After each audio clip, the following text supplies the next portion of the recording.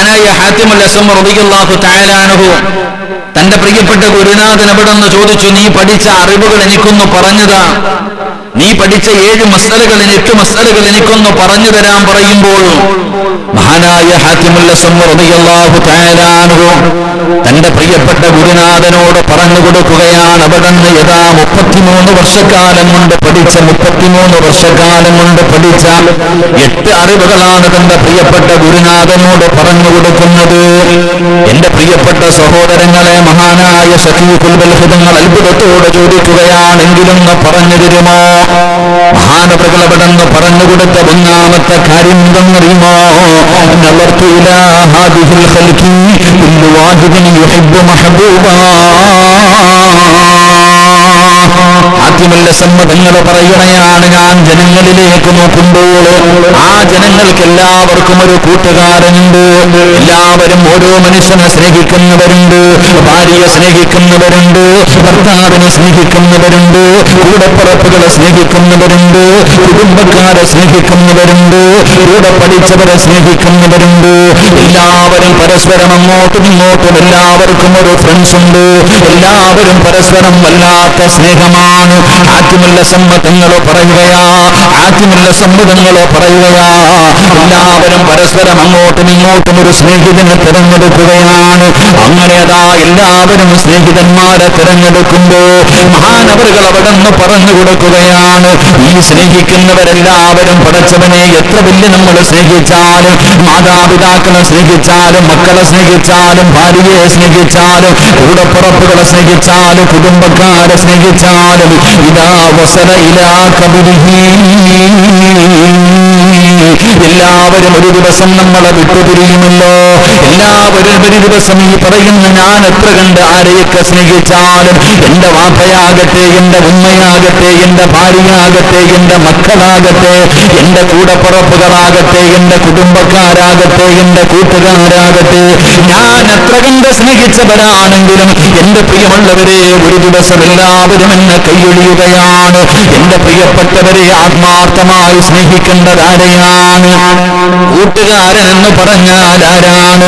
ദുഃഖത്തിലും സന്തോഷത്തിലും കൂടെ നിൽക്കുന്നവനാണ് കൂട്ടുകാരൻ. സന്തോഷത്തിന്റെ വേളയിൽ മാത്രമല്ല, പടച്ചവനെ നിന്റെ ദുഃഖത്തിന്റെ വേളയിലും നിന്റെ കൂടെ നിൽക്കുന്നവനാണ് ആത്മാർത്ഥ സുഹൃത്ത്.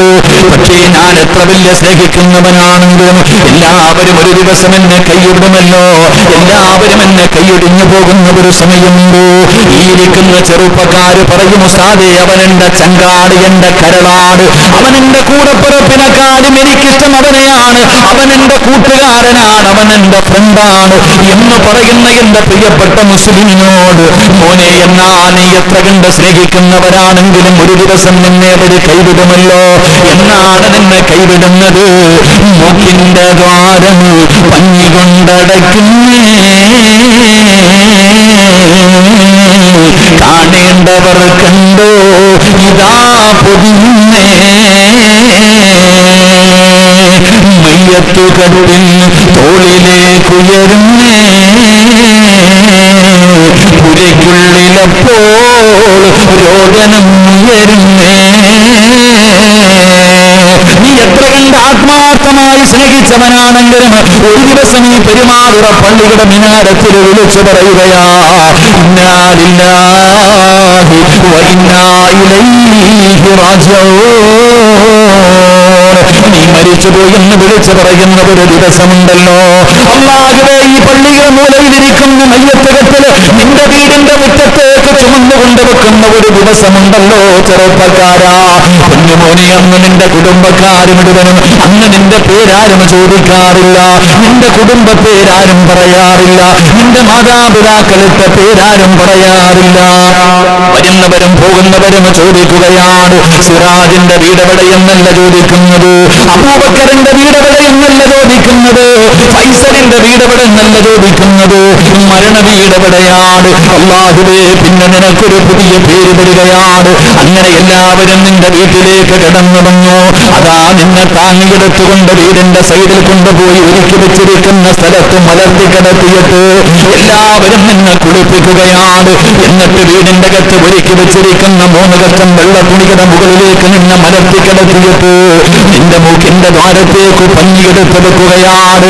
4 ഭാഗത്ത് നിന്നിട്ട് മയ്യത്ത് പൊതിയുകയാണ്. പടച്ചവനെ എല്ലാവരും പൊതിഞ്ഞിട്ട് അവസാനം നിന്റെ മുഖം മറയ്ക്കുന്നതിന് മുമ്പ് ഇത്രയും കാലം നീ സ്നേഹിച്ച നിന്റെ വാപ്പയുണ്ടല്ലോ, നിന്റെ ഉമ്മയുണ്ടല്ലോ, നിന്റെ ഭാര്യയുണ്ടല്ലോ, നിന്റെ മക്കളുണ്ടല്ലോ, നിന്റെ കൂടപ്പുറപ്പുണ്ടല്ലോ, നിന്റെ കുടുംബക്കാരുണ്ടല്ലോ, നിന്റെ കൂട്ടുകാരുണ്ടല്ലോ, എല്ലാവരും അവിടന്ന് വിളിച്ചു ചോദിക്കുകയാ. അവിടന്ന് മൂക്കിന്റെ ദ്വാരം പഞ്ഞി കൊണ്ടടയ്ക്കുന്നേ, കാണേണ്ടവർ കണ്ടോ ഇതാ പൊതിയുന്നേ. നിന്റെ വാപ്പയാണ്, നിന്റെ കൂടപ്പുറപ്പാണ്, നിന്റെ മയ്യത്തിന്റെ ചാരത്ത് നിന്നെ കൊണ്ട് പറയുകയാ, കാണേണ്ടവരൊക്കെ കണ്ടോ പൊതിയാൻ പോകുകയാ, കാണേണ്ടവരൊക്കെ കണ്ടോ പൊതിയാൻ പോകുകയാണ്. പടച്ചവനെ പിന്നെ തിരക്കാട്, എല്ലാരും നിന്നെ കാണാൻ, അവസാനമായി നിന്നെയൊന്ന് കാണുന്നതിന് വേണ്ടി നിന്റെ വീടിന്റെ അകത്തേക്ക് ഇടിച്ചെന്ന് കേറുമ്പോ ഇത്രയും കാലം നീ സ്നേഹിച്ചവര് തന്നെ പറയുകയാ, കണ്ടതൊക്കെ മതി പൊതിഞ്ഞുകൊള്ളാൻ, കണ്ടതൊക്കെ മതി പൊതിഞ്ഞുകൊള്ളാൻ. എന്റെ പ്രിയപ്പെട്ട സഹോദരങ്ങളെ, അവിടുന്ന് ജനാസ പൊതിഞ്ഞുകയാണ്. ഈ പെരുമാതുറയിൽ നിന്ന് കൊണ്ടുവച്ചിരിക്കുന്ന വാഹനമുണ്ടല്ലോ, അല്ലാഹുവേ, എത്ര കൊല്ലമായാലും ഒരേ ഒരു മോഡല് വ്യത്യാസമില്ലല്ലോ. പണക്കാരനും പാവപ്പെട്ടവന്റെ വീടിന്റെ മുന്നിൽ വരുന്ന വാഹനമാണല്ലോ. ഫൈബർ വേണ്ടല്ലോ, എണ്ണ വേണ്ടല്ലോ, ഒന്നും വേണ്ടല്ലോ. 6 പേര് പടച്ചവനെ നിന്റെ മയ്യത്തെടുത്ത് അതിന്റെ മുകളിലേക്ക് മലർത്തി കിടത്തിയിട്ട് ലാ ഇലാഹ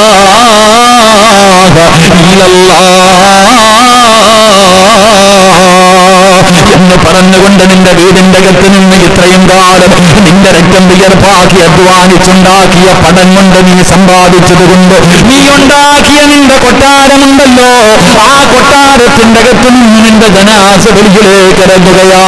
കടിഞ്ഞടാ ചെറുപ്പക്കാരാ, എന്റെ പ്രിയപ്പെട്ട പെങ്ങളെ, നിന്റെ ഭർത്താവും നിന്റെ മക്കളും നിന്റെ കുടുംബത്തിലെ പെണ്ണുങ്ങളും അവരുമായിട്ടുള്ള ബന്ധം അവിടെ വെച്ച് തന്നെ തീരുകയാണ്. കുടുംബത്തിലെ പെണ്ണുങ്ങൾ മുഴുവൻ ആ മയ്യത്ത് കെട്ടില് വെളിയിലേക്ക് ഇറക്കുമ്പോ ഒരു പൊട്ടിക്കരച്ചലോടുകൂടി അവിടുത്തെ ബന്ധങ്ങളെന്ന് തീരുകയാണ്. പിന്നെ കുറച്ചുപേര് ചുമന്നുകൊണ്ട് പെരുമാതുറ പള്ളിയിലേക്ക് കൊണ്ടുവരും.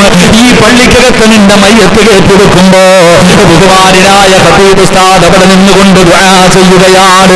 അവിടെ അല്പനേരം നസീഹത്ത് കൊടുക്കുകയാണ്. അവസാനം എല്ലാവരും ഒതുവെടുത്തിട്ട് പള്ളിക്കകത്ത് കിടന്നു വന്നു. അതാ ഉസ്താദ് അവിടെ മയ്യത്ത് നമസ്കാരത്തിന്റെ രീതികൾ പറഞ്ഞു കൊടുത്തു. അവിടെ മയ്യത്ത് നമസ്കരിക്കുകയാണ്. 4 തക്ബീറുകൾ പറഞ്ഞു സലാം വീട്ടി കഴിയുമ്പോ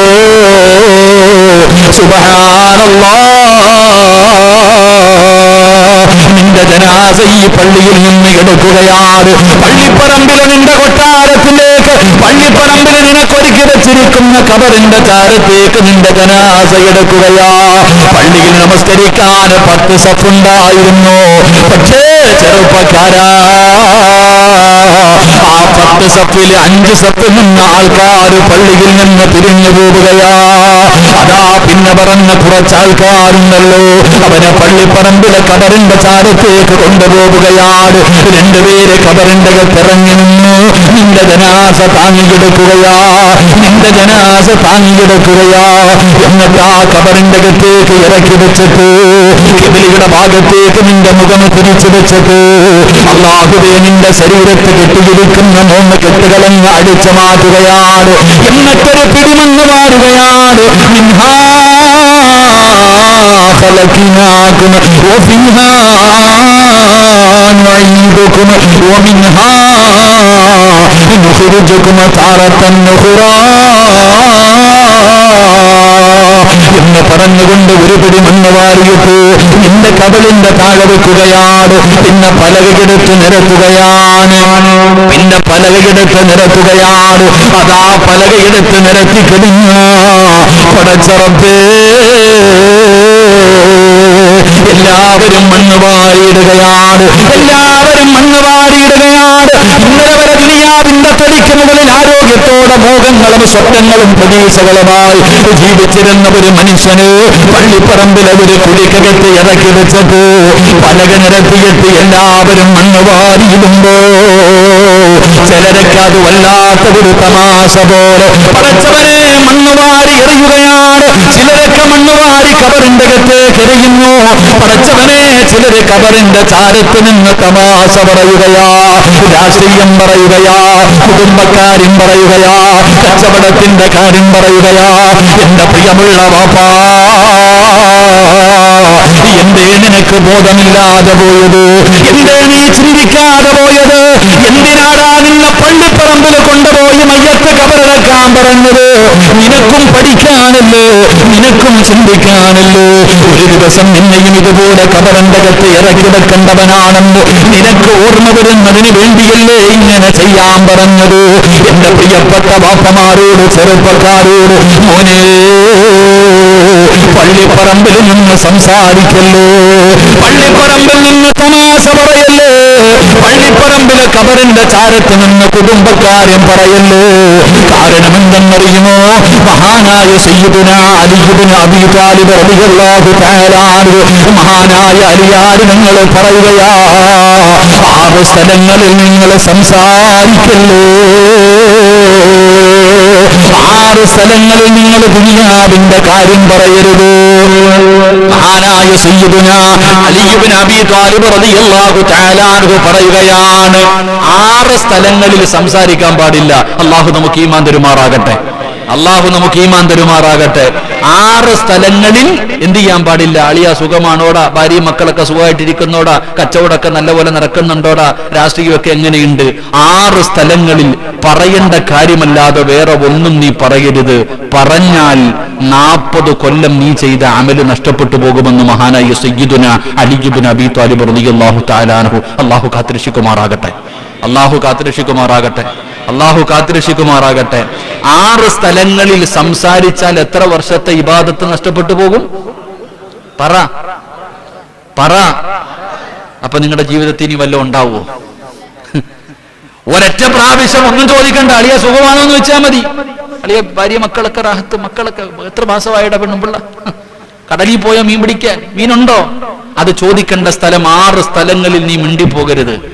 6 സ്ഥലങ്ങളിൽ സംസാരിക്കാൻ പാടുള്ളൂ, അത് മാത്രമേ സംസാരിക്കാൻ പാടുള്ളൂ, അല്ലാതെ വേറെ ഒന്നും നീ സംസാരിക്കരുത്.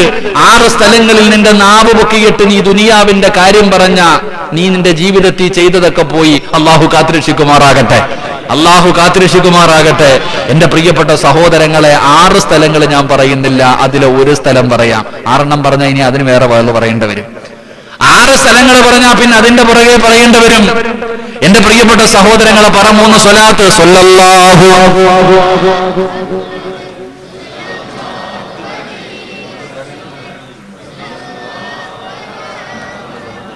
സ്വല്ലല്ലാഹു അലൈഹി വസല്ലം.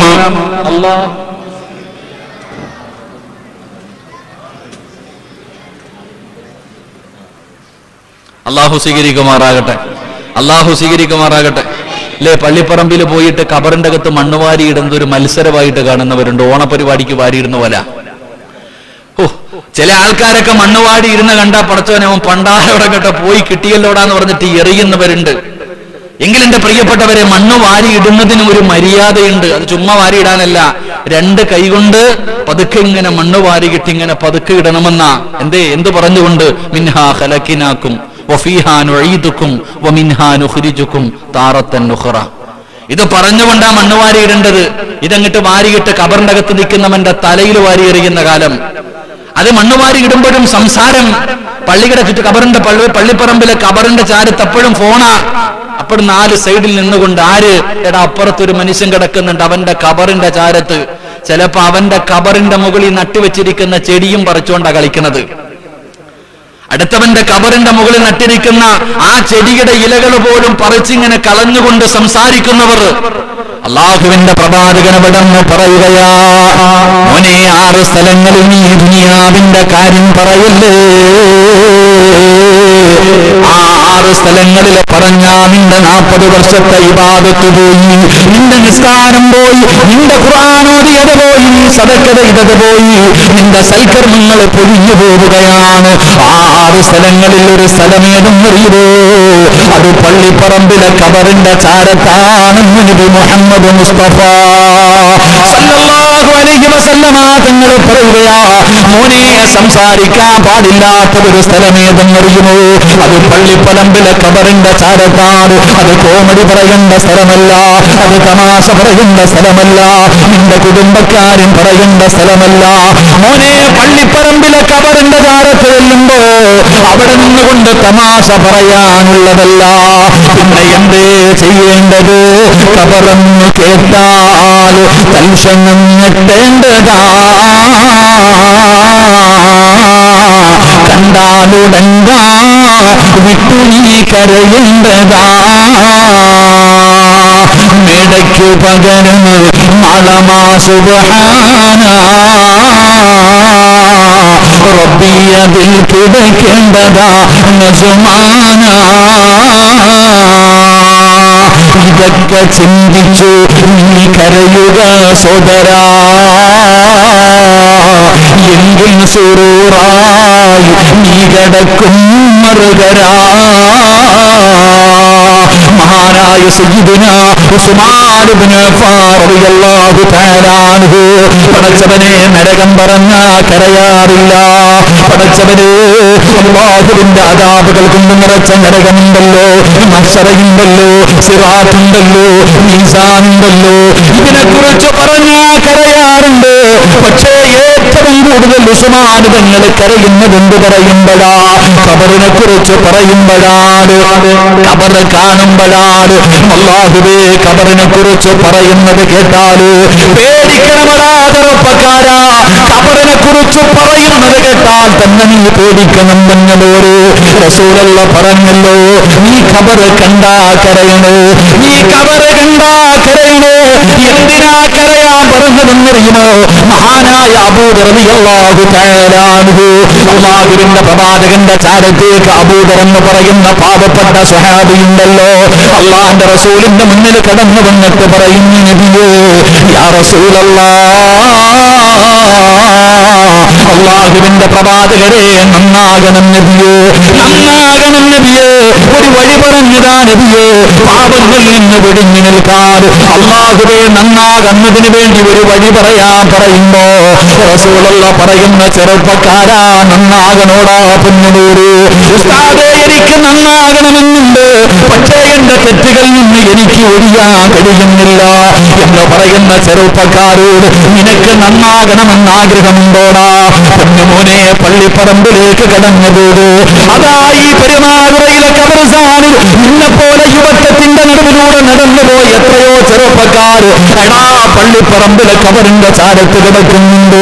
അതുകൊണ്ട് നീ പള്ളിപ്പറമ്പിലേക്ക് കടന്നതോട് ആ ഖബറിന്റെ ചാരത്ത് ചെന്നാ നിന്റെ ജീവിതത്തിൽ മാറ്റം വരികയാണ്, നിന്റെ ജീവിതത്തിൽ മാറ്റം വരികയാണ്. നിനക്ക് നന്നാകാൻ കഴിയുമെന്ന് പറഞ്ഞതാരെന്നറിയുമോ? ആദരവായ പ്രവാചകൻ നബി മുഹമ്മദ് മുസ്തഫ, ആദരവായ പ്രവാചകൻ നബി മുഹമ്മദ് മുസ്തഫ സല്ലല്ലാഹു അലൈഹി വസല്ലമ തങ്ങളാ പറയുന്നത്.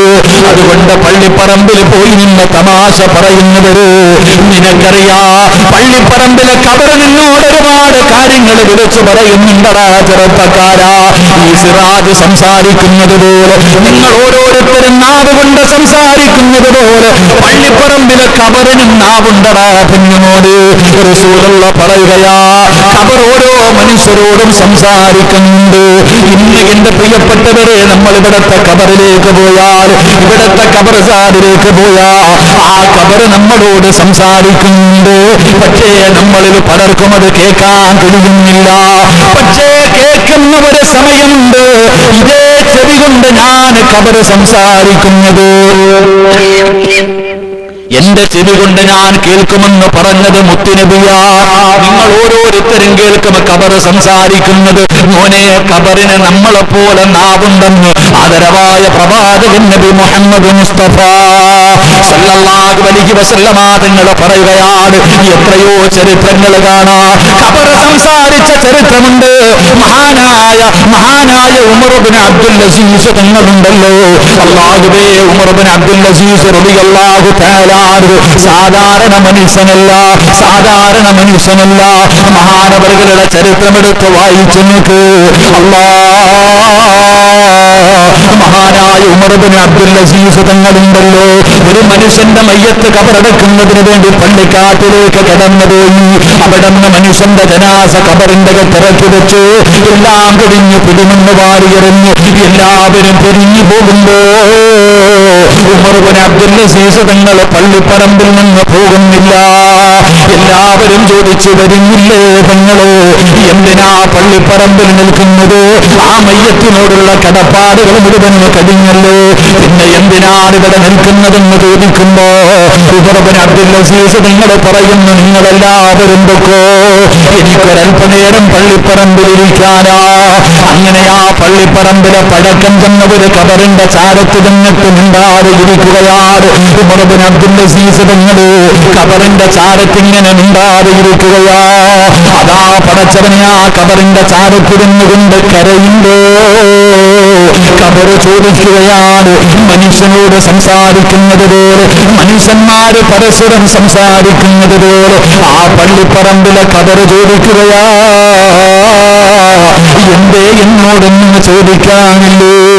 ഒരുപാട് സമയമായല്ലോ, എന്റെ ചാരത്ത് വന്നിരിക്കുകയാണല്ലോ, എന്റെ ഉള്ളിലൊരു മനുഷ്യൻ കിടക്കുന്നല്ലോ, ആ മനുഷ്യനെ കുറിച്ച് എന്തേ നിങ്ങൾ എന്തിനു ചോദിക്കാത്തത്? ഉമർ ഇബ്നു അബ്ദുൽ അസീസ് തങ്ങൾ ചോദിക്കുകയാണ്, എന്റെ വയറ്റിന്റെ അകത്ത് കിടക്കുന്ന മനുഷ്യന്റെ അവസ്ഥ എന്താണെന്ന് ചോദിക്കുമ്പോ കബർ പറഞ്ഞു കൊടുക്കുകയാ, മസഖത്തുൽ കുഫാൻ വഅകൽതുല്ലഹുമാ. ഒരു മനുഷ്യനെ എന്റെ വയറിന്റെ അകത്ത് ഇറക്കി വെച്ച് കഴിഞ്ഞാൽ അവന്റെ കഫൻ തുണികൾ ഞാൻ വലിച്ചു കീറുകയാണ്, അവന്റെ മാംസങ്ങൾ പുഴുക്കൾ തിന്നുകയാണ്, അവനെ യഥാ കബറിൽ ഇരിക്കുകയാണ്. എന്റെ മുകളിൽ നിൽക്കുന്ന പച്ചച്ചെടികൾ പോലും നിങ്ങളെ പോലെ നടന്ന ഒരു മനുഷ്യന്റെ തലച്ചോറിലെ വളമെടുത്തിട്ടാണ് കിളിച്ചു നിൽക്കുന്നതെന്ന് പള്ളിപ്പറമ്പിലെ ചെടികൾ പോലും കഥ പറയുമെന്ന് പറയുമ്പോ മഹാനായ ഉമർ ഇബ്നു അബ്ദുൽ അസീസ് തങ്ങൾ ആ കബറിന്റെ ചാരത്ത് കിടന്ന് കരഞ്ഞ് കരഞ്ഞ് കരഞ്ഞ് കരഞ്ഞ് തളർന്നു വീഴുമ്പോ ആ കബർ പോലും ചോദിക്കുകയാ, അല്ലതുല്ലു കാലാ അകുഫാനിലാ തുബുലാ.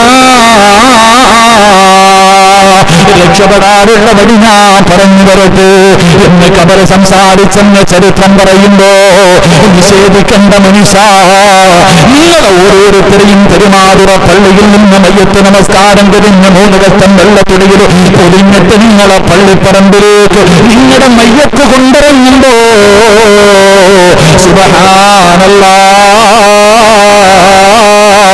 നിന്നോട് ആദ്യമായിട്ട് സംസാരിക്കുന്നത് കബറായിരിക്കുമെന്ന് നബി മുഹമ്മദ് മുസ്തഫ സല്ലല്ലാഹു അലൈഹി വസല്ലമ തങ്ങൾ പറഞ്ഞു തരുമ്പോ എന്റെ പ്രിയമുള്ളവര് എല്ലാവരും കബറിന്റെ ചാരത്ത് വരേവര് നെയ്യത്തിറക്കി വെച്ച് അതാ പലകെടുത്ത് നിർത്തിയിട്ട് പിടിമിന്ന് വാരി എറിഞ്ഞിട്ട് അവസാനം നിന്റെ കബറിന്റെ മുകളിൽ എന്റെ ചെടികളെന്നിട്ടിട്ട് യഥാ പള്ളിയിലെ മുഖത്തിന് കിടന്നുവെന്ന് ഒരു ബക്കറ്റ് വെള്ളമെടുത്ത് നിന്റെ കബറിന്റെ മുകളില് അവിടെ 3 പ്രാവശ്യം അങ്ങ് ഒഴിക്കുകയാണ്. ഒഴിച്ചു കഴിഞ്ഞ പള്ളിയിലെ ഉസ്താദ് അവിടെ നിന്നുകൊണ്ട് യാസീനോദി ഒരു ദുആ ചെയ്യുകയാ. അങ്ങനെ യാസീനോദി ദുആ ചെയ്തു. ആ ദുആ എന്ന് ചെയ്തു കഴിഞ്ഞ തീർന്നടാ ചെറുപ്പക്കാരാ, തീർന്നു പോയി ബാപ്പാ. ഇന്നുവരെ നീ സ്നേഹിച്ചവർ മുഴുവനും ആ കബറിന്റെ ചാരത്ത് വെച്ചിട്ട് നിന്നോട് പറയുന്ന വാചകമെന്താ? ആ 6 അടി മണ്ണിന്റെ അകത്ത് ഇറക്കി വെച്ചിട്ട് മണ്ണിട്ട് മൂടിയിട്ട് ഉസ്താദ് വന്ന് ദുആ ചെയ്ത് കഴിഞ്ഞ സ്വന്തം ബാപ്പാടെ ഖബറിന്റെ ചാരത്ത് നിന്നും മകൻ പറയുകയാ, അസ്സലാമു അലൈക യാ ബീ, അസ്സലാമു അലൈക്കും യാ ദാറ ഖൗമുൽ മുഅ്മിനീൻ, ഇന്നാ ഇൻഷാ അല്ലാഹു ബികും ലാഹിഖൂൻ എന്ന് സലാം പറഞ്ഞിട്ട് എല്ലാവരും പിരിയുകയാ. എല്ലാവരും ആ പള്ളിപ്പറമ്പിലെ കബറിന്റെ ചാരത്ത് കൊണ്ടുവച്ചിട്ട് ആ കബറിന്റെ ചാരത്ത് വെച്ച് നീ എത്ര കണ്ട് സ്നേഹിച്ചവരാണെങ്കിലും ആ സ്നേഹിച്ചവർ മുഴുവനും പിരിഞ്ഞു പോകുന്ന അവസ്ഥയാണെങ്കിൽ എങ്കിൽ അവിടെയല്ലേ നിനക്ക് കൂട്ടുവേണ്ടത്? ഒരു കൂട്ടുകാരന്റെ സഹായം വേണ്ടത് നീ നിന്റെ ജീവിതത്തിൽ ഒറ്റപ്പെടുമ്പോഴല്ലോ.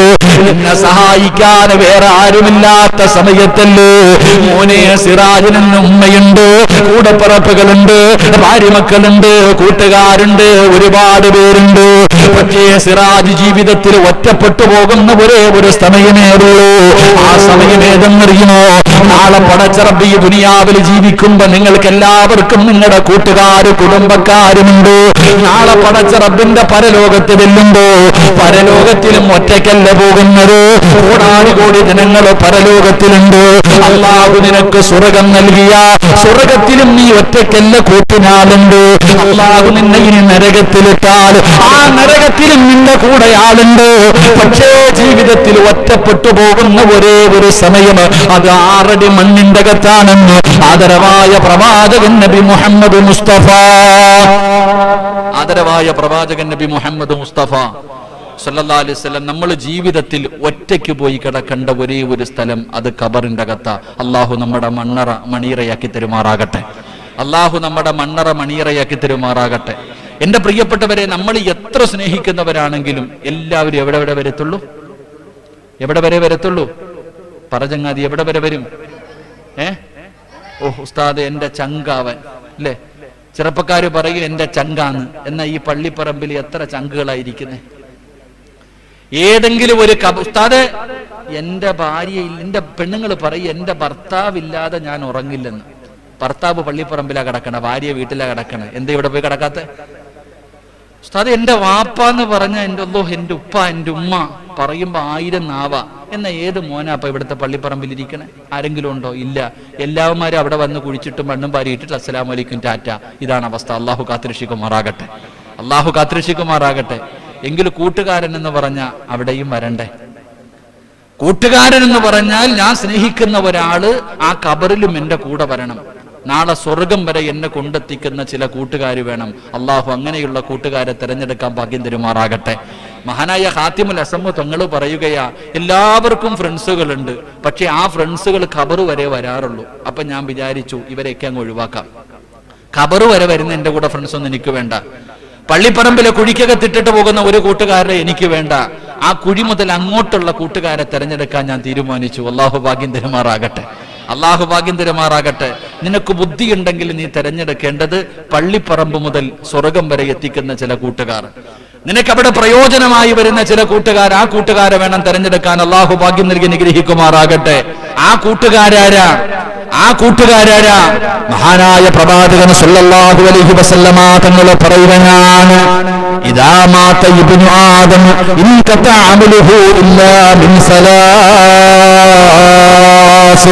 അല്ലാഹുവിന്റെ പ്രവാചകൻ പറയുന്നു ആദം സന്തതികളോട്, എന്റെ പ്രിയപ്പെട്ടവരെ, അല്ലാഹുവിന്റെ പ്രവാചകൻ പറഞ്ഞു, ഒരു മനുഷ്യൻ മരണപ്പെട്ടു കഴിഞ്ഞാൽ ആ മനുഷ്യന്റെ ഖബറിലെ പ്രയോജനം ചെയ്യുന്ന 3 കാര്യമേ ഉള്ളൂ. ഒരു മനുഷ്യന്റെ ഖബറിന്റെ അകത്തേക്ക് പ്രയോജനമായി മരണത്തിന് ശേഷം കടന്നു വരുന്ന 3 കാര്യം അള്ളാഹുവിന്റെ റസൂലിനോട് സ്വഹാബത്ത് ചോദിക്കുന്നു, യാ റസൂലല്ലാഹ്, ഏതാണ് നബിയേ? പള്ളിപ്പറമ്പിലെ ഖബറിന്റെ അകത്ത് കൂട്ടുകാരായി വരുന്നവർ, പള്ളിപ്പറമ്പിലെ ഖബറിന്റെ അകത്ത് നാളെ പടച്ച റബ്ബിന്റെ കോടതിയിലും സിറാത്തിലും മീസാനിലും എല്ലാം നമ്മുടെ കൂടെ വരുന്ന കൂട്ടുകാരാരാ? 3 കൂട്ടുകാരെയാണ് പ്രവാചകൻ പറഞ്ഞു തന്നത്. അല്ലാഹുവിന്റെ പ്രവാചകൻ അവിടെ 3 കൂട്ടുകാരെ പറഞ്ഞു തന്നു. അവരുടെ കൂടെ കൂടിയ അവര് ഖബറിന്റെ അകത്ത് നിന്റെ കൂടെ വരുമെന്ന് ആദരവായ പ്രവാചകൻ നബി മുഹമ്മദ് മുസ്തഫ സല്ലല്ലാഹു അലൈഹി വസല്ലമ തങ്ങൾ 3 കൂട്ടുകാരെ പറഞ്ഞു തന്നു. ഈ 3 കൂട്ടുകാരെ നിന്റെ ഖബറിന്റെ അകത്ത് വരത്തുള്ളൂ. അള്ളാഹു നമുക്ക് ഈമാൻ നൽകുമാറാകട്ടെ. അള്ളാഹു നമുക്ക് ഈമാൻ നൽകുമാറാകട്ടെ. എന്റെ പ്രിയപ്പെട്ട സഹോദരങ്ങളെ, ആ കൂട്ടുകാരിൽ ഒന്നാമത്തെ കൂട്ടുകാരൻ ആരാ? മരിച്ചുപോയി കഴിഞ്ഞാൽ ആ പള്ളിപ്പറമ്പിലെ ഖബറിന്റെ അകത്ത് നിനക്ക് പ്രയോജനമുള്ള 3 അമലുകളിൽ ഒന്നാമത്തെ അമല് അല്ലാഹുവിന്റെ പ്രവാചകൻ എവിടെന്ന് പറയുകയാ, എന്റെ പ്രിയപ്പെട്ട സഹോദരങ്ങളെ, അമലുൻ സ്വാലിഹാ, ജീവിതത്തിൽ ചെയ്യുന്ന സൽക്കർമ്മങ്ങളുണ്ടല്ലോ, നീ നമസ്കരിക്കുന്നതുണ്ടല്ലോ, നീ നോമ്പ് പിടിക്കുന്നതുണ്ടല്ലോ, നീ സദഖ കൊടുക്കുന്നതുണ്ടല്ലോ, നീ ഖുർആൻ ഓതുന്നതുണ്ടല്ലോ, നീ ദിക്റുകൾ പറയുന്നതുണ്ടല്ലോ, ഇതുപോലെ വാലിന്റെ സദസ്സുകളിൽ വന്നിരിക്കുന്നതുണ്ടല്ലോ, ഇത് നിന്റെ ഖബറിന്റെ അകത്ത് കൂടെ വരുന്നതാണ്. ഇത് നിന്റെ ഖബറിന്റെ അകത്ത് പ്രയോജനം ചെയ്യുന്നതാണ്. അതുകൊണ്ട് ഹാത്തിമുൽ അസമ്മ തങ്ങൾ പറയുന്ന ഉസ്താദേ, ഞാനൊരു ഫ്രണ്ടിനെ തെരഞ്ഞെടുത്തു. ഞാൻ 33 വർഷക്കാലം ഗുരുനാഥന്റെ കൂടെ പഠിക്കുന്ന സമയത്ത് എനിക്ക് കിട്ടിയ ഒന്നാമത്തെ അറിവെന്തെന്നറിയുമോ? എന്റെ കൂടെ സ്വർഗത്തിലേക്ക് കൊണ്ടുപോകാൻ ഞാനൊരു കൂട്ടുകാരനെ തെരഞ്ഞെടുത്തു ഉസ്താദ്. ആ കൂട്ടുകാരൻ ആരെന്നറിയുമോ? അമലുൻ സാലിഹാ, അത് ജീവിതത്തിൽ ചെയ്യുന്ന സൽക്കർമ്മങ്ങളാ, അത് ജീവിതത്തിൽ ചെയ്യുന്ന സൽക്കർമ്മങ്ങളാണ്. എന്റെ ഏറ്റവും വലിയ ഫ്രണ്ടിന്റെ ഭാര്യയല്ല, എന്റെ മാതാപിതാക്കളല്ല, എന്റെ കൂടപ്പിറപ്പുകളല്ല, എന്റെ കാമുകിയല്ല, എന്റെ കൂടെ പഠിച്ചവരല്ല. എന്റെ ഏറ്റവും വലിയ ഫ്രണ്ടാരെന്നറിയുമോ? അത് ഇബാദത്താ. എന്റെ പ്രിയപ്പെട്ട ചെറുപ്പക്കാരാ, ഏറ്റവും വലിയ ഫ്രണ്ടാകേണ്ടത് നിസ്കാരമാടാ പൊന്നുമോനെ. നിസ്കരിക്കുന്നതിന് ഒരു വല്ലാത്ത സ്നേഹത്തോടെ ഒന്ന് കണ്ടു നോക്ക് ചെറുപ്പക്കാരാ. ഖുർആൻ ഓതുന്നതൊരു ലഹരിയാടാ പൊന്നുമോര്. ദിക്റുകൾ പറയുന്നതൊരു ലഹരിയാണ്. അതിനെ സ്നേഹിക്കാൻ പഠിക്കൂ, അതിനെ സ്നേഹിക്കാൻ പഠിക്കൂ, അതിനെ സ്നേഹിക്കാൻ പഠിച്ചാ നിന്റെ ദുനിയാവും ആഖിറത്തും രക്ഷപ്പെടുമടാ ചെറുപ്പക്കാരാ. എന്റെ പ്രിയപ്പെട്ട ചെറുപ്പക്കാരോട് പറയുകയാ, മോനെ നമസ്കാരം എന്ന് പറഞ്ഞാൽ വല്ലാത്തൊരു അനുഭൂതിയാണ്, അതൊരു വല്ലാത്ത ലഹരിയാണ്. കഞ്ചാവിനെക്കാളും മയക്കുമരുന്നിനെക്കാളും സുന്ദരികളായ പെണ്ണുങ്ങളെ തരുന്നതിനേക്കാളും ലഹരിയാണ് നമസ്കാരം എന്ന് പറയുന്നത്. അതുകൊണ്ടാണ് ചെറുപ്പക്കാരാ, ഈ നോവലുകളിലും സിനിമയിലും കാണുന്നവരല്ലടാ. നിനക്ക് പഠിക്കാൻ ഞാനൊരു കഥ പറഞ്ഞു തരാ. ഒരു ചെറുപ്പക്കാരന്റെ ചരിത്രം പറയാ. മഹാനായ ഹുബൈബ് ഇബ്നു അദി റളിയല്ലാഹു തആല അൻഹു, യുദ്ധത്തിന്റെ നടുവിലൂടെ നടന്നു പോകുന്ന ഹുബൈബ് എന്ന് പറയുന്ന ചെറുപ്പക്കാരൻ. ആ ചെറുപ്പക്കാരന്റെ ചരിത്രം വായിക്കടാ പൊന്നുമോനെ. ഹുബൈബ് റളിയല്ലാഹു തആല അൻഹു മുസ്ലിമായതിന്റെ പേരില് ശത്രുക്കളെ അവിടുന്ന് പിടിച്ചുകൊണ്ടുവരികയാണ്. ശത്രുക്കൾ അവിടുന്ന് പിടിച്ചുകൊണ്ടുവരികയാ. അവിടുന്ന് പിടിച്ചുകൊണ്ടുവന്ന് തന്റെ കണ്ണിന്റെ മുന്നിൽ വെച്ച് ഓരോ മനുഷ്യരെയും ശത്രുക്കൾ അവിടുന്ന് കൊല ചെയ്യുകയാണ്. അവസാനം ഹുബൈബ് ഇബ്നു അദി റളിയല്ലാഹു തആല അൻഹു ആ യുവത്വത്തിന്റെ നടുവിലൂടെ നടന്നു പോകുന്ന നിന്നെ പോലെ വികാരവും വിചാരവുമുള്ള രക്തത്തിലുള്ള ഹുബൈബ് റളിയല്ലാഹു തആല അൻഹു അവിടുന്ന് തൂക്കിക്കൊല്ലാൻ കേട്ടി നിർത്തിയിരിക്കുകയാ. കടുകുമരത്തിന്റെ മുകളിലേക്ക് കേട്ടി നിർത്തിയിരിക്കുകയാ. ആ സമയത്ത് ഹുബൈബിന്റെ കൂടെ കളിച്ച് തിരിച്ചു നടന്ന കൂട്ടുകാർ അവിടുന്ന് ചോദിക്കുന്നു, ഹുബൈബ് ചെറിയ പ്രായമാടാ ഹുബൈബ്, അടിച്ചു വിളിക്കേണ്ട പ്രായമാടാ ഹുബൈബ്, എന്തിനാടാ ചെറുപ്പത്തില് ചാകുന്നത്? എന്തിനാടാ ഈ പ്രായത്തില് ചത്തുപോകുന്നത്? പുതിയ മതം കളഞ്ഞിട്ട് ഞങ്ങളുടെ കൂടെ ഇറങ്ങി പാടാ ഹുബൈബ്. മുഹമ്മദിനെതിരെ ചീത്ത പറയടാ, നമ്മെ വെറുതെ വിടാമെന്ന് ഹുബൈബ് റളിയല്ലാഹു തആല അൻഹുവിനോട് അവിടുന്ന് ശത്രുക്കൾ പറയുമ്പോ ഹുബൈബ് തങ്ങളെ തയ്യാറാകാതെ വന്നപ്പോ അവസാനം കൊല്ലുന്നതിന് മുമ്പ് ശത്രുക്കൾ ചോദിക്കുന്നു, ഹുബൈബ് നിന്റെ അവസാനത്തെ അഭിലാഷമെന്താ? നിന്റെ അവസാനത്തെ മോഹമെന്താടാ ഹുബൈബ്? ഹുബൈബ് റളിയല്ലാഹു തആല അൻഹു പറഞ്ഞതെന്തെന്നറിയോ? പഠിക്കടാ ചെറുപ്പക്കാരാ. ആ സ്വഹാബി അവിടെന്ന് പറഞ്ഞ അവസാനത്തെ മോഹം ചോദിച്ചപ്പോ അവിടെന്ന് പറഞ്ഞത്, എനിക്ക് 2 റക്അത്ത് നമസ്കരിക്കണമെന്നാണ്, എനിക്ക് 2 റക്അത്ത് നമസ്കരിക്കണമെന്നാണ്. ശത്രുക്കളെ സമ്മതം കൊടുത്തു. ഹുബൈബ് ഇബ്നു അദി റളിയല്ലാഹു തആല അൻഹു അവിടെന്ന് പടച്ചവനെ വിളികൊടുക്കുകയാണ്. എന്നിട്ട് 2 റക്അത്ത് നമസ്കരിക്കുകയാണ്. അവിടെന്ന് തിരുതിയിലാണ് നമസ്കരിച്ചത്. അവിടെന്ന് പെട്ടെന്നാണ് നമസ്കരിച്ചത്. 2 ചെറിയ സൂറത്തുകളാണ് ഓതിയത്. നമസ്കാരം കഴിഞ്ഞപ്പോ സുജൂദിൽ കിടന്നിട്ട് അല്ലാഹുവോട് പറഞ്ഞതെന്തെന്നറിയുമോ? എടാ ചെറുപ്പക്കാരാ, എന്റെ പ്രിയപ്പെട്ട പെങ്ങളെ, സുജൂദിൽ കിടന്നിട്ട് അല്ലാഹുവോട് പറഞ്ഞതെന്തെന്നറിയുമോ? എപ്പോ നിസ്കരിച്ചാലും ഹുബൈബ് വലിയ സൂറത്തുകളാ ഓതാറ്.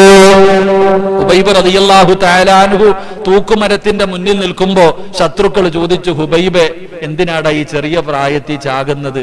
പെണ്ണുങ്ങളും പണങ്ങളുമായിട്ട് സുഖിച്ച് ജീവിക്കാൻ പുതിയ മതം കളഞ്ഞിട്ട് കൂടെ വാ. ഹുബൈബ് തങ്ങൾ തയ്യാറായില്ല.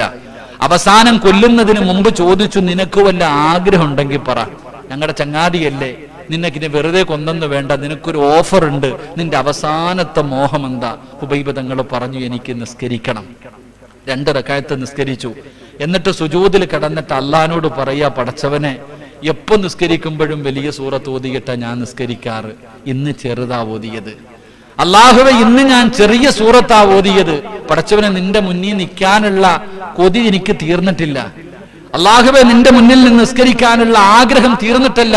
പടച്ചവനെ, ഞാൻ ഇത് ചെയ്തത് എന്റെ നിസ്കാരം നീണ്ടുപോയാൽ ഇവന്മാര് വിചാരിക്കും എനിക്ക് മരിക്കാൻ പേടിയാണെന്ന്. ശത്രുക്കൾ വിചാരിക്കും എനിക്ക് മരിക്കാൻ പേടിയാണെന്ന്. അതാ ഹുബൈബ് ഇങ്ങനെ നീട്ടിക്കൊണ്ടു പോകുന്ന ഇവര് കരുതും. അതുകൊണ്ടാ പടച്ചവനെ പെട്ടെന്ന് നിസ്കരിച്ചത്. അള്ളാഹുവെ അവിടെ നിന്ന് സലാം പറഞ്ഞു കഴുകുമരത്തിലേക്ക് കയറി നിന്നു മഹാനായ ഹുബൈബ് ഇബ്നു അദീ റളിയല്ലാഹു തആല അൻഹു. അള്ളാഹു ഈമാൻ നൽകുമാറാകട്ടെ, അള്ളാഹു ഈമാൻ നൽകുമാറാകട്ടെ. മോനെ, നമസ്കാരം എന്ന് പറയുന്നത് ഒരു ലഹരിയ. ഒന്ന് നിസ്കരിച്ചു നോക്ക്. ആ നമസ്കാരം നിന്റെ ജീവിതത്തിലേക്ക് കടന്നു വന്നു കഴിയുമ്പോ, 5 നേരത്തെ നിസ്കാരം കൃത്യമായി നിസ്കരിക്കാൻ തുടങ്ങുമ്പോ പിന്നെ നിനക്ക് നിസ്കാരം എന്ന് പറയുന്നൊരു ചിന്തയല്ലാതെ വേറെ ഒന്നുമില്ല. ദുഹർ കഴിഞ്ഞാൽ അസറിന് ബാങ്ക് വിളിച്ചോ, പള്ളിയിൽ പോകണം, ഈ ഒരു ചിന്ത മാത്രം. നമുക്ക് ആ ചിന്തയൊക്കെ പോയിട്ട് എത്രയോ കാലമായി. അള്ളാഹു കാത്തിരക്ഷിക്കുമാറാകട്ടെ. നിങ്ങൾ ചിന്തിച്ചു നോക്കിക്കേ, ഈ കൊറോണ എന്ന് പറയുന്ന ഒരു രോഗം വന്നപ്പോ ഗവൺമെന്റ് പറഞ്ഞു ലോക്ക്ഡൌൺ ആണ്, ഇനി പള്ളിയിൽ നിസ്കാരമില്ല, ജുമാ ഇല്ല. എന്തൊരു കരച്ചിലായിരുന്നില്ലേ? ജുമാ നമസ്കാരമില്ലെന്ന് പറഞ്ഞപ്പോ എന്തൊരു കരച്ചല്. പിന്നെ പോലീസിന്റെ കണ്ണ് വെട്ടിച്ചിട്ട് പല പള്ളിക്കകത്ത് നിസ്കാരം നടന്നു. പള്ളി നിസ്കരിക്കാൻ പറ്റാതെ വന്നപ്പോ പല വീടുകളിൽ നിസ്കാരം നടന്നു. അവസാനം എല്ലായിടത്തും പോലീസ് വന്നു, എല്ലാത്തിനെയും അടിച്ചു ഓടിച്ചു, കേസുകൾ എടുത്തു. എന്റെ പ്രിയപ്പെട്ട സഹോദരങ്ങളെ, ഇപ്പൊ ഗവൺമെന്റ് പറയുന്നു 40 പേർക്ക് അല്ലെങ്കിൽ 40 പേർക്ക് പള്ളിയിൽ പോയി നിസ്കരിക്കാം. 40 പേർക്ക് പള്ളിയിൽ കയറി നിസ്കരിക്കാമെന്ന് ഗവൺമെന്റ് പറയുന്നു. ഇപ്പൊ പല പള്ളികളും വെള്ളിയാഴ്ച ഉസ്താദ് എണ്ണി നോക്കാൻ 40 പേരുണ്ടോന്ന്. ഇല്ലാതെ വന്നത് കാരണം ലോഹർ നിസ്കരിക്കുന്ന അവസ്ഥ. അള്ളാഹു കാത്തിരക്ഷിക്കുമാറാകട്ടെ. പറ, എവിടെ ചിന്തിച്ചു നോക്കിയേ. എടാ, നമ്മൾ തന്നെയല്ലേ ഇവിടെ സമരം ചെയ്തത്, പള്ളി തുറക്കണം, പള്ളിയിൽ പോണോന്ന്. ഇപ്പൊ ഇങ്ങനെ അങ്ങോട്ട് പോയിട്ട് ഇവിടെ എങ്ങനെ ഉസ്താദ് ആളുണ്ടോ? കുഴപ്പമില്ല, അൽഹംദുലില്ലാ. അള്ളാഹു കാത്തിരക്ഷിക്കുമാറാകട്ടെ. സൂക്ഷിക്കണം കേട്ടോ. ഇനി മസലകളൊക്കെ വെള്ളിയാഴ്ച എങ്ങനെ നിസ്കരിക്കേണ്ടതെന്ന് പറഞ്ഞു കൊടുക്കേണ്ട അവസ്ഥയെ ഉസ്താദന്മാർക്ക്. പണ്ട് വെള്ളിയാഴ്ചയാണ് ആകെ പള്ളി കയറുന്നത്, ഇപ്പൊ അതും മറന്നുപോയി. ഇന്നിപ്പം ജനങ്ങൾ അതും മറന്നുപോയി. എന്റെ പ്രിയപ്പെട്ട സഹോദരങ്ങളെ, 2020 എന്ന് പറയുന്നത് ആരും ഓർക്കാൻ ആഗ്രഹിക്കാത്തൊരു വർഷം. 2020 മനുഷ്യൻ അത് ഓർക്കാൻ പോലും ആഗ്രഹിക്കുന്നില്ല. കാരണം എന്തേ? 2021 ആകുമ്പോഴത്തേക്ക് കൊറോണ ഒക്കെ മാറി പഴയ അവസ്ഥ വരുമെന്ന എല്ലാവരും സ്വപ്നം കണ്ടത്. പാമ്പ് കടിച്ചവന്റെ തലയിൽ ഇടിവെട്ടി എന്ന് പറയുന്ന പോലെ ഇപ്പൊ അടുത്തത് വന്നിരിക്കുന്നത്. നിങ്ങളൊന്ന് ആലോചിക്കുക സഹോദര, ഈ കൊറോണ എന്ന് പറയുന്ന ഈ വൈറസ് രോഗം അങ്ങോട്ട് മാറിയെന്ന് കരുതിയപ്പോ എന്താ ഷിഗില്ലേ, എന്താ പുതിയൊരു സാധനം, എന്താടാ എന്റെ പേര്?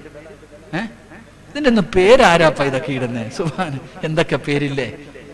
ഇതൊക്കെ പേരുകളുണ്ടോ? ഷിഗില്ല എന്ന് പറയുന്ന പുതിയ രോഗം. അതിങ്ങനെ ചിന്തിച്ചുകൊണ്ടിരിക്കുമ്പോഴാ അടുത്തത് വരുന്നു. കൊറോണയെക്കാൾ 70 ഇരട്ടി വലിപ്പമുള്ളത് അടുത്ത വരുന്നെന്ന് ഞങ്ങൾ പറയാറുണ്ട്. നരകത്തിലെ തീയുടെ 70 ഇരട്ടി, 70-1 അംശമാ ദുനിയാവിന്ന്. നമ്മുടെ വീട്ടിൽ കത്തിക്കുന്ന വെളിച്ചം, തീ, അത് നരകത്തിന്റെ തീയിൽ നിന്ന് 70-1 അംശം എന്ന് പറയണ പോലെ ഈ വന്നിരിക്കുന്ന കൊറോണയെക്കാൾ 70 ഇരട്ടി പവർ കൂടിയ ഒരെണ്ണം വരാനുണ്ടെന്ന് പോക്കി വരുന്നത് പോലെ. അള്ളാഹു കാത്തിരക്ഷിക്കുമാറാകട്ടെ. എന്താ നോക്കിയേ, വല്ല അവസാനം ഉണ്ടോടെ ചങ്ങാതി? നിങ്ങൾ ആലോചിച്ച് നോക്കി, നമുക്ക് ഒന്നിന് പുറകെ ഒന്നൊന്നായിട്ടൊരു അവസാനമില്ല. സുനാമി വന്നു, അത് കഴിഞ്ഞപ്പോഴത്തേക്ക് 2 വെള്ളപ്പൊക്കം. ഇവിടെയൊക്കെ വെള്ളം കയറിയില്ലേ? അല്ലാഹു അഅലം. 2 വെള്ളപ്പൊക്കം. അത് കഴിഞ്ഞപ്പോ ഡെങ്കിപ്പനി, നിപ, പിന്നെന്താ വേറെണ്ണം വന്നാലും ഒരു കൊടുങ്കാറ്റ്, ഓക്കി. അല്ലാഹ്, എന്താ പേരില്ലേ? ആലോചിക്കുക, ഓക്കി.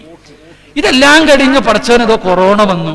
ഇപ്പൊ അടുത്തത് വരുന്നു, ഇനി 2 എണ്ണം വരുന്നു, ഇനി എന്തൊക്കെ വരാനിരിക്കുന്നു. എന്താ പടച്ചവൻ ഈ പടക്കം പൊട്ടണ പോലെ ഇങ്ങനെ വന്നുകൊണ്ടിരിക്കണേ? ഒന്നിനും ഒരു അവസാനം കാണുന്നില്ലല്ലോ. ഒന്നിനും ഒരു അവസാനമില്ലാതെ എന്തുകൊണ്ടാണ് എന്ത് ചിന്തിക്കാത്തത്? നിങ്ങൾ ഖുർആൻ എടുത്തു നോക്ക്. ഖുർആനിൽ അല്ലാഹു ഏറ്റവും കൂടുതൽ പറഞ്ഞു ചോദിക്കുന്നത് നീ എന്തേ ചിന്തിക്കാത്തതെന്നാ. അള്ളാഹ് ചോദിക്കുന്നത് നീ എന്തേ ചിന്തിക്കാത്തത്? ഞാനും പറയുന്നത് ചിന്തിക്കും മോനെ. 114 അധ്യായം വെറുതെ അല്ല അള്ളാഹ് എഴുതി വെച്ചിരിക്കണേ. പരിശുദ്ധമായ ഖുർആൻ വെറുതെയല്ല എഴുതി വെച്ചിരിക്കുന്നത്.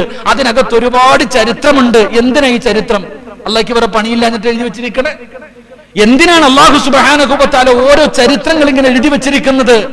നിന്റെ അടുത്ത് ഇത്രയും കാലം നൂഹ് നബി അലൈഹിസ്സലാമിന്റെ സമുദായത്തെ അല്ലാഹു തൂഫാൻ എന്ന് പറയുന്ന ജലപ്രളയത്തിൽ മുക്കിക്കൊന്നെന്ന് അള്ളാന്റെ ഖുർആൻ പറയുന്നു.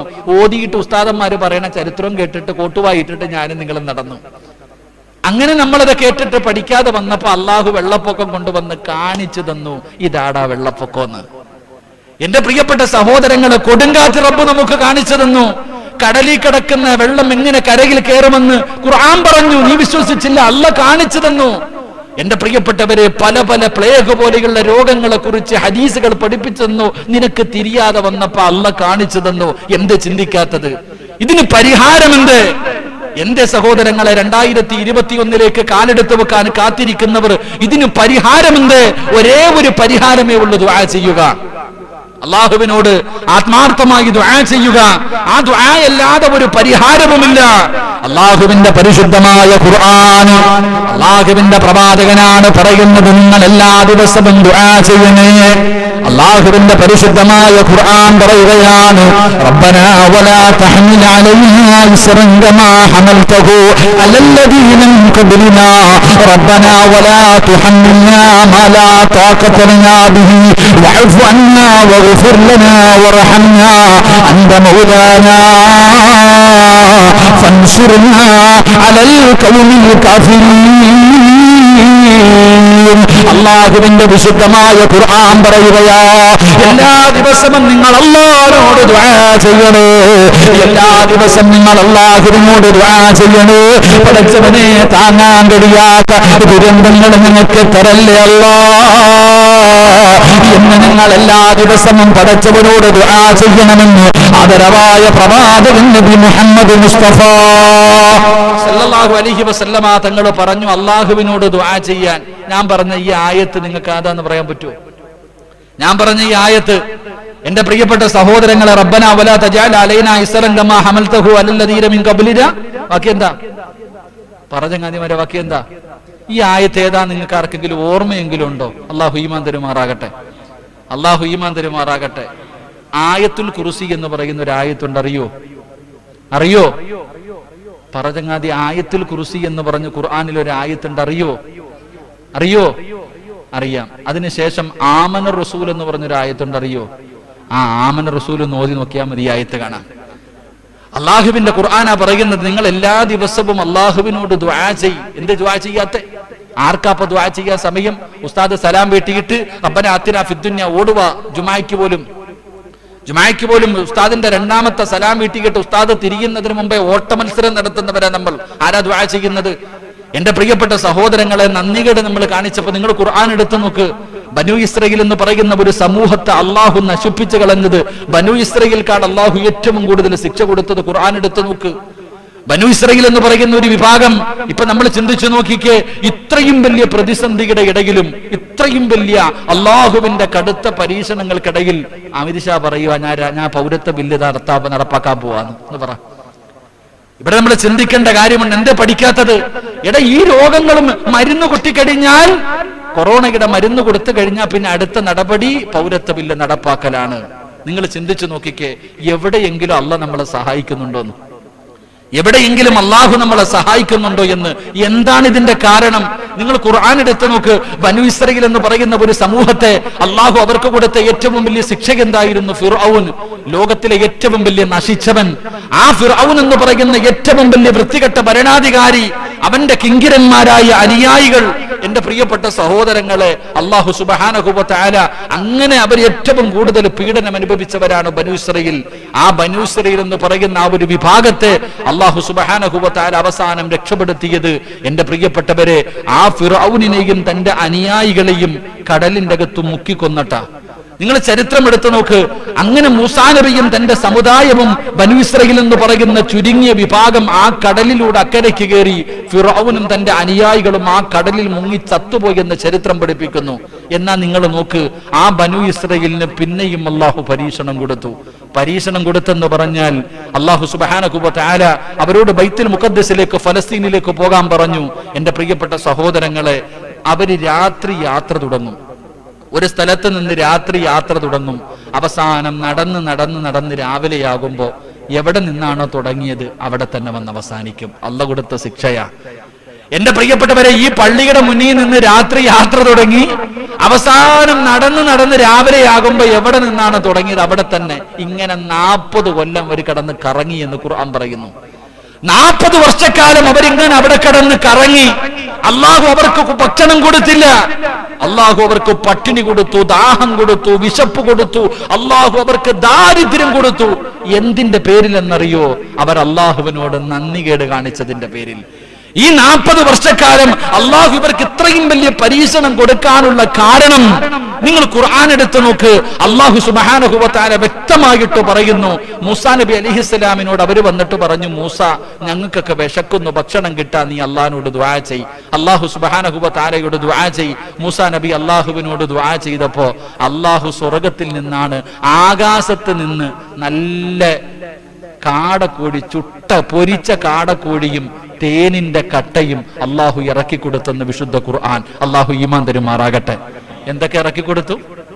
ജോലിക്കൊന്നും പോകണ്ട, കടലിൽ നിന്നും പോകണ്ട, ഒരു ജോലി ഇവർക്ക് ചെയ്യണ്ട. ഇവർക്ക് കഴിക്കുന്നതിന് വേണ്ടി ആകാശത്ത് നിന്ന് ഇങ്ങനെ പൊരിച്ച കോഴി വരും. ആകാശത്ത് നിന്ന് ഇവർക്ക് കഴിക്കാനുള്ള ഭക്ഷണം അള്ളാഹു പൊരിച്ച കോഴിയും നല്ല കട്ടി തേനും, ചരിത്രം പറയുന്ന അള്ളാഹ് ഇങ്ങനെ ഇറക്കി കൊടുത്തു. ഇതങ്ങട്ട് തിന്നിട്ട് എല്ലിന്റെ അകത്ത് കയറിയപ്പോ കുത്തലളവി. വെറുതെ ഇരുന്നിട്ട് അങ്ങോട്ട് തിന്നുമ്പോ വെറുതെ ഇരുന്നിട്ട് അങ്ങോട്ട് തിന്നിയപ്പോ ബനൂ ഇസ്രായേൽ അങ്ങോട്ട് മൂസാ നബി അലൈഹിസ്സലാമിന്റെ അടുക്ക വന്നിട്ട് പറയാ, മൂസ, ഈ ഒരു ഭക്ഷണം കഴിച്ച് മടുത്തു, ഇനി വേറെ എന്തെങ്കിലുമൊക്കെ വരാൻ. അവര് മൂസാ നബി അലൈഹിസ്സലാമിനോട് പറഞ്ഞു, ഇത് തിന്നു മടുത്തു, ഇനി വേണ്ടത് നല്ല ചീര, നല്ല കിഴങ്ങ്, ചീരയും പയറും ഇങ്ങനെയുള്ള ഭൂമിയിൽ കിളിക്കുന്ന ആഹാരം മതി അള്ളാഹിനോട് പറയാൻ. മൂസാ നബി പോലും അത്ഭുതപ്പെട്ടു പോയെന്ന പടച്ചനെ, ഇവന്മാർക്ക് ഇത്രയും നല്ലത് കൊടുത്തിട്ട് ഇവന്മാരെന്ത് ഇങ്ങനെ ആയി പോയെന്ന്. അവസാനം അല്ലെങ്കിൽ ചിന്തിക്കണം. അള്ളാഹു സുബ്ഹാനഹു വ തആല ഖുർആൻ ആയത്ത് ഓതിയിട്ട് പറയാൻ സമയമില്ലാത്തതുകൊണ്ട് ഞാൻ ഇങ്ങനെ ചുരുക്കി പറഞ്ഞതാ. അള്ളാഹു സുബ്ഹാനഹു വ തആല അവസാനം അവരോട് പറഞ്ഞു, മിസ്ർ എന്ന് പറയുന്ന നാട്ടിലേക്ക് പോ. അവിടെ പോകും എന്ത് ചെയ്യണം? തല കുനിച്ചിട്ട് വേണം കയറാൻ. എന്താ അള്ളാഹ് പറഞ്ഞേ? നിങ്ങൾ ആ നാട്ടിലേക്ക് പ്രവേശിക്കുമ്പോ നിങ്ങൾ സുജൂദ് ചെയ്യുന്നത് പോലെ തല കുനിച്ചിട്ട് വേണം നിങ്ങൾ കയറാൻ. അതുമാത്രമല്ല, ചെയ്തു പോയതൊക്കെ അള്ളാഹ് നീ പുറത്തു തരണേ എന്ന് പശ്ചാത്തപിച്ചു കൊണ്ട് വേണം കയറാൻ. അപ്പോഴോ അവന്മാർ അവിടെ പോയിട്ട് തല കുനിക്കുന്നതിന് വരെ ഇഴഞ്ഞു കയറിപ്പോയി. അവന്മാരാരാ? കൊണ്ടാലെങ്കിലും പഠിക്കണ്ടേ? നിങ്ങൾ പറയണം. അവസാനം ഇത്രയും അനുഭവിച്ചിട്ടും അവരാ നാട്ടിലേക്ക് പോയപ്പോ അവര് തൗബയും ചെയ്തില്ല, മുട്ടുകാലിൽ ഇഴഞ്ഞിഴഞ്ഞ് കയറി. അള്ളാഹു അവർക്ക് പ്ലേഗ് രോഗം കൊടുത്തു എന്ന് ചരിത്രം പഠിപ്പിക്കുന്നു. എന്റെ പ്രിയപ്പെട്ടവരെ, ഞാനിത് പറഞ്ഞത് അള്ളാഹു നമുക്ക് ഈ അദാബുകൾ തരാനുള്ള കാരണം നമ്മൾ നന്ദികേട് കാണിച്ചത് കൊണ്ടാണ്.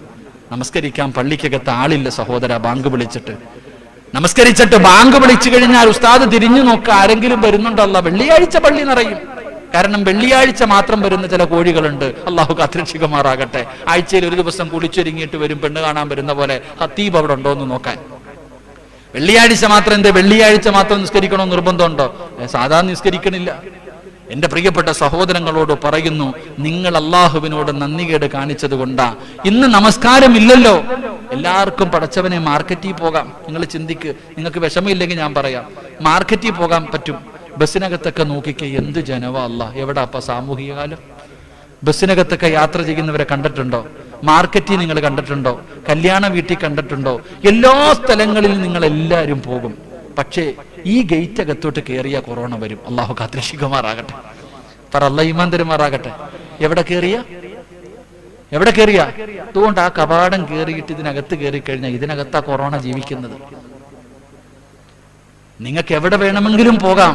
പക്ഷെ അവസാനം 5 നേരം ബാങ്ക് വിളിക്കുമ്പോ ഇതിനകത്ത് കയറി ഒതുവെടുത്തിട്ട് ഈ പള്ളിക്കകത്ത് കയറി നിന്നാ കൊറോണ വരും. ആ കൊറോണയെ നീ പേടിക്കണം. അള്ളാഹു കാത്തിരക്ഷിക്കുമാറാകട്ടെ. ഉറക്കപ്പറല്ല കാത്തിരക്ഷിക്കുമാറാകട്ടെ. ഈ പള്ളിക്കകത്ത് കയറി നിസ്കരിച്ചാൽ മാത്രം വരുന്നൊരു കൊറോണ ഉണ്ടല്ലോ, ആ കൊറോണയെ നീ ഭയക്കേണ്ടത്.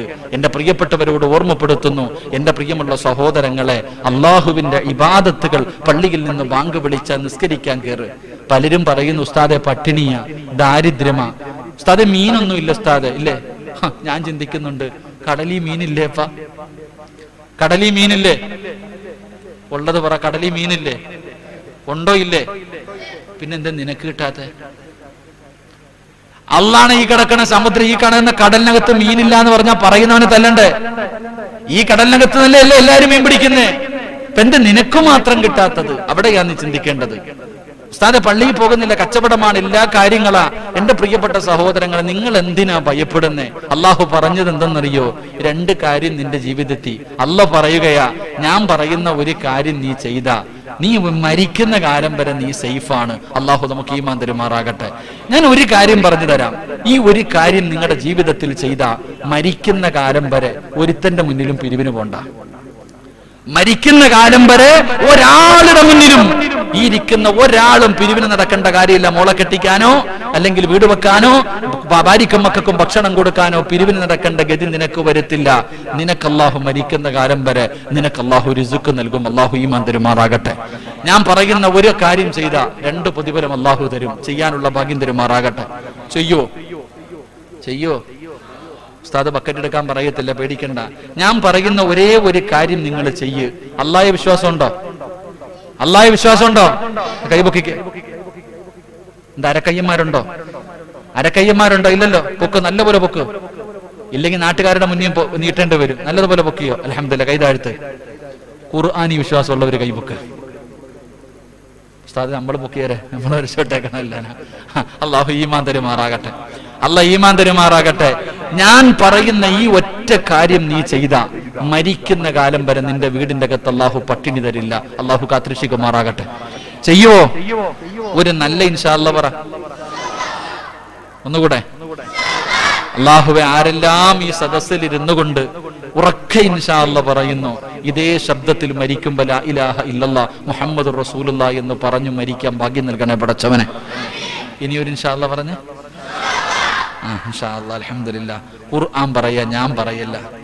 അല്ലാഹ് പറയുകയാ, വഅ്മുറു ബിസ്സലാത്തി. അല്ലാഹുവിന്റെ പരിശുദ്ധമായ ഖുർആൻ സൂറത്തു ത്വാഹ, അല്ലാഹുവിന്റെ വിശുദ്ധമായ ഖുർആനിലെ സൂറത്തു ത്വാഹ എന്ന് പറയുന്ന ഒരു അധ്യായമുണ്ട്. ആ അധ്യായം നിങ്ങൾ എടുത്തു നോക്ക്. അല്ലാഹു പറയുകയാണ്, പടച്ച റബ്ബ് പറയുന്നു, 5 നേരം ആരാണോ നമസ്കരിക്കുന്നത്, 5 വഖത്ത് ഏതൊരു മനുഷ്യനാണോ നിസ്കരിക്കുന്നത്, ആ നിസ്കരിക്കുന്നവനും അവന്റെ ഭാര്യയ്ക്കും അവന്റെ മക്കൾക്കും മരിക്കുന്ന കാലം വരെ ഞാൻ കൊടുക്കും ഭക്ഷണം. അല്ലാഹു ഈമാൻ തരുമാറാകട്ടെ. അല്ലാഹ് ഈമാൻ തരുമാറാകട്ടെ. അല്ലാഹ് എന്താ പറഞ്ഞത്? അല്ലാഹ് എന്താ പറഞ്ഞേ? അല്ലാഹ് പറഞ്ഞത് ഞാനല്ല. അല്ലാഹ് പറയുന്നു, ആരാണോ 5 വഖത്ത് നിസ്കരിക്കുന്നത്, ആ നിസ്കരിക്കുന്നവന് മരിക്കുന്ന കാലം വരെ ഞാൻ തരും ഭക്ഷണം. ലാ നസ്അലുക റിസ്ക. അല്ലാഹ് പറയാ, നീയല്ല റിസ്ക് ഉണ്ടാക്കുന്നവൻ. അല്ലാഹ് പറയാ, എടാ നീയല്ല റിസ്ക് ഉണ്ടാക്കുന്നത്, ഞാനാ റബ്ബ്, ഞാനാണ് റാസിഖ്, ഞാൻ തരുവടാ നിനക്ക് മരിക്കുന്ന കാലം വരെ ഭക്ഷണം. നീ ജോലിക്ക് പോയാലും പോയില്ലെങ്കിലും, നിനക്ക് പണിയുണ്ടെങ്കിലും പണിയില്ലെങ്കിലും, കടലിൽ മീനുണ്ടെങ്കിലും മീനില്ലെങ്കിലും, നിനക്കും മരിക്കുന്ന കാലം നിനക്കും നിന്റെ കുടുംബത്തിനും കഴിക്കാനുള്ള ഭക്ഷണം ഞാൻ തരും. നിസ്കരിച്ചാ മതി. അല്ലാഹു ഈമാൻ തരുമാറാകട്ടെ. അല്ലാഹ് ഈമാൻ തരുമാറാകട്ടെ. റക്കബർ അല്ലാഹ് ഈമാൻ തരുമാറാകട്ടെ. എന്റെ പ്രിയപ്പെട്ട സഹോദരങ്ങളെ, എന്ത് ചെയ്യണം? പള്ളിയിലെ മുഅദ്ദിൻ സാഹിബ് പിരിവെടുക്കാൻ പോകാത്തത് അതുകൊണ്ടാ. പള്ളിയിലെ ഉസ്താദന്മാർക്ക് പട്ടിണി, ശമ്പളം പകുതി വെട്ടിക്കുറച്ചാലും ഉസ്താദന്മാർ ജീവിക്കുന്നില്ലേ? കമ്മിറ്റിക്കാരൊക്കെ പിന്നെ ലോക്ക്ഡൌൺ ആയപ്പോഴത്തേക്ക് ശമ്പളം അങ്ങ് ചുരുക്കി. ഉസ്താദെ ഇല്ല, പാവപ്പെട്ടവന്റെ കഞ്ഞി വാരിയിട്ട്. പള്ളിയിലെ ഉസ്താദിനോട് പറഞ്ഞു, പണിയൊന്നും ഇല്ല, ശമ്പളമില്ല, മാലിന്യങ്ങൾക്കൊന്നും ശമ്പളമില്ല. പക്ഷെ മാസം വരി എല്ലാ മാസം വേണം കേട്ടാ. അതാ ഉസ്താദന്മാരുടെ പണിയും പോയി കഴിഞ്ഞു. എന്റെ അവസ്ഥ അല്ലാഹു കാത്തിരക്ഷിക്കുമാറാകട്ടെ. എന്റെ പ്രിയപ്പെട്ട സഹോദരങ്ങളെ, മരിക്കുന്ന കാലം വരെ നിസ്കരിക്കുന്നവൻ അല്ലാഹു പട്ടിണി കൊടുക്കൂല. അവൻ ഒരു പള്ളിയുടെ മുന്നിലും പിരിവിന് പോകണ്ട. അല്ലാഹു കാത്തിരക്ഷിക്കുമാറാകട്ടെ. 2, എല്ലാവരുടെയും ഏറ്റവും വലിയ ആഗ്രഹമാ ഈമാനുള്ള മരണം വേണം. അല്ലാഹു നൽകുമാറാകട്ടെ. അല്ലാഹു നൽകുമാറാകട്ടെ. എന്റെയും നിങ്ങളുടെയും ജീവിതത്തിലെ വലിയൊരു മോഹമാ മരിക്കുമ്പോ ഈമാനോടുകൂടി മരിക്കണം. എന്നാൽ ഈ ഈമാനോടുകൂടിയുള്ള മരണം ഓസിന് കിട്ടുവോ? ഒറ്റ ഉദാഹരണം ഞാൻ ചോദിക്കട്ടെ. എല്ലാവർക്കും കൊറോണ വന്ന് മരിക്കൂ എന്നുള്ള പേടിയാ. എല്ലാവരുടെയും പേടി കൊറോണ വന്ന് മരിക്കൂന്ന്. ഞാൻ ഉറപ്പിച്ചു പറയുന്നു, നമ്മൾ ആർക്കും കൊറോണ വന്നിട്ട് മരിക്കത്തില്ല. നമ്മൾ എത്ര ഇനി കൊറോണ പിടിച്ച ആളൊക്കെ കെട്ടിപ്പിടിച്ച് കിടന്നാലും നിനക്കത് വന്ന് മരിക്കാനുള്ള ഭാഗ്യമില്ല. അല്ലാഹു ഈമാൻ തരുമാറാകട്ടെ. എന്തുകൊണ്ട് 6 രീതിയിൽ മരിക്കുന്നവർക്ക് ഷഹീദിന്റെ കൂലിയുണ്ടെന്ന് നബി മുഹമ്മദ് മുസ്തഫ സല്ലല്ലാഹു അലൈഹി വസല്ലമ തങ്ങൾ പറയുന്നു. 6 രീതിയിൽ മരിക്കുന്നവർക്ക് ഷഹീദിന്റെ കൂലിയുണ്ട്. അതിൽപ്പെട്ട ഒരു രോഗമായിട്ട് എണ്ണിയതാണ് പ്ലേഗ് രോഗം. ഈ പ്ലേഗ് രോഗം പോലെ തന്നെയല്ലേ ഈ രോഗവും? പ്ലേഗ് രോഗം വന്നു കഴിഞ്ഞാൽ അടുത്തു പോകാൻ പറ്റില്ല, അങ്ങനെയാണല്ലോ, കേട്ടറിവ് മാത്രമേ ഉള്ളൂ. അതുപോലെ തന്നെയാണല്ലോ ഈ രോഗം വന്നവന്റെ അടുത്ത് പോകാൻ പറ്റുമോ? സാമൂഹിക അകലമല്ലേ. മയ്യത്ത് പോലും കുളിപ്പിക്കാനും കബറടക്കാൻ JCBക്ക് കുടിയെടുത്തിട്ട് കൊണ്ടുപോയി വേസ്റ്റ് തട്ടുന്ന പോലെ തട്ടുവല്ലേ. എന്റെ പ്രിയപ്പെട്ട സഹോദരങ്ങളെ, അപ്പൊ ഈ രോഗം വന്ന് മരിച്ച ഷഹീദിന്റെ കൂലിയാ. ഷഹീദിന്റെ കൂലി കിട്ടുന്ന ഒരു മരണം കിട്ടാൻ നിങ്ങളുടെ കയ്യിൽ എന്താ ഉള്ളത്?